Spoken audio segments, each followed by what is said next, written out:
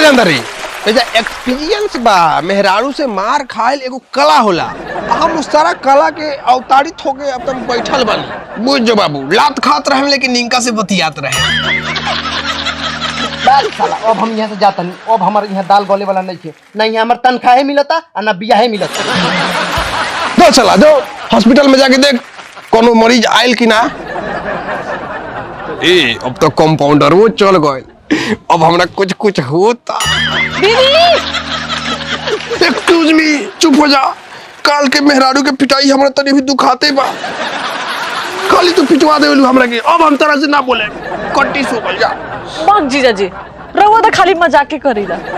इना के हमार शादी बियाह करवाई। अब रहुआ नहीं नु करत, ऐसे हम अपन फोटो अखबार में छपा दिले बने 1500 रुपया देके। तब वो कौन नहीं खनसावत बियाह करेला। जीजा जी रहुआ कुछ करे ना। करे लेकिन तू कुछ करे देबू तब हम करे।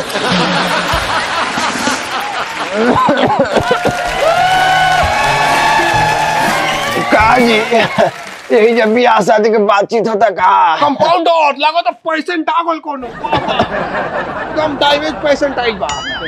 देख देख देख इनका के सही से डॉक्टर साहब पुर्जी काटी की इनकर बांस।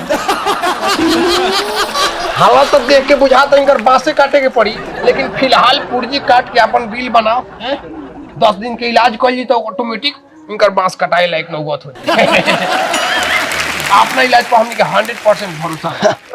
ये का बात करता लो, अब तो हम नवयुवक अविवाहित जवान बनी।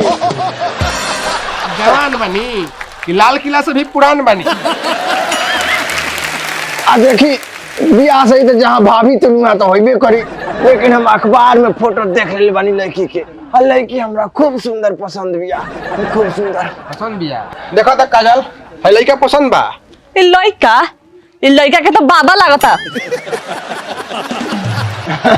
सबसे बड़ी बात हमरा दहेज ना चाहिए। हम दहेज का सख्त खिलाफ बने। बस लड़की के हमरा के 2 कपड़ा में विदा कर देंगे।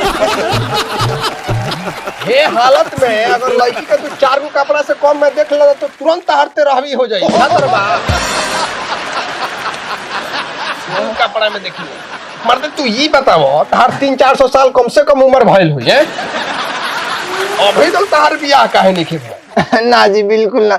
अभी तो हम कितना सुंदर अविवाहित नवयुवक बानी। हमरा दुआर पर तो कितना पार्टी आके माटी कोरता। आए पार्टी माटी कोरता दुआर पर। तारा दुआरों पर पार्टी का अलुई बोए के बका माटी कोरता। ना जी जैसे पार्टी सुनता कि अविवाहित नवयुवक हम ही बानी तो सही होकर पारा गरम हो जाता और ओकरा हाथ में जंसी आवता, तुरंत चला के हमला करता। तो हम ट्रेनिंग ले बन के छुप जाता, नहीं तले हमरा दुआर पर माटी कुरा जाता। लेकिन हम वो कम तेज नहीं की, जैसे हथियार से दुआर पर माटी कुराता ओमे हम लहसुन को देता नहीं। बहुत चलाक आदमी। ना ना फायदा तो बा, लेकिन ध्यान दिया बुढ़ाऊ ना तो कोनो औजार से कहीं लाग गइल कुछ जगह तब औजार हो जीवो। देखी आदमी का हमेशा सावधान और सतर्क रहे के चाहिए। यही से हम जब पार्टी के सामने बैठे नहीं तो तसला लगा के बैठे नहीं। काहे कि बाकी कहीं लागी तो हम बर्दाश्त कर जाओ, बाकी उजर लागी तो हम तो पास कर जाए। अच्छा तो आइए गल बनी तो का लेम बोली, चाय लेम की पानी? देखी पहले तो हम सांस लेम ओकरा बाद तनी सा खांस लेम। ए जी रहुआ ईमानदारी से बताई, रहुआ बियाह शादी खाती ढेर पुरानिया नहीं हो गई?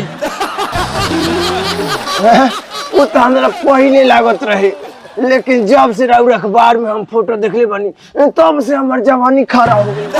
अरे वाह, अपना पैर पर तो ठीक से खड़ा भइले नहीं जा, इनकर का जवानी फेर से खड़ा होता है।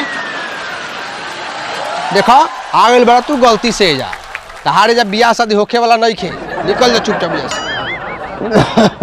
ना जी ना, अगर गलती से रेगिस्तान में बारिश हो जाला तो ओकरा की गलती ना कहल जाला। यही से अगर भगवान हमरा के जब भेजने बारे तो कुछ सोचिए समझिए कि भेजले हुई। अच्छा ये बताई रहुआ का करीला?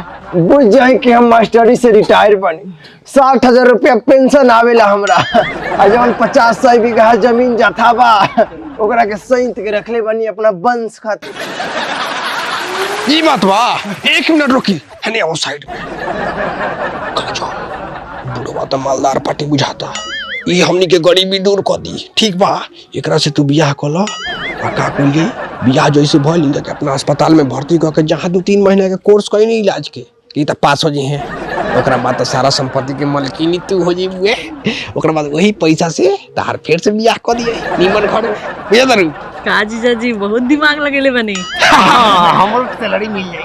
हाँ तोरे मिल जाई का बात चलो तला बात होता कि लड़का मैंने हमनी के पसंद आ गए तुम्हारे पसंद बन लड़का लड़का एकदम रहुआ अविवाहित नवयुवक जैसे कहता नहीं ऐसा बात बा राउरा से बियाह होई पंडित जी के बुलावल जाता बात विचार फाइनल होता तुरंत राउर बियाह हो हाँ हमरो लगा तनो कि रउए हमर स्वामीनाथ बने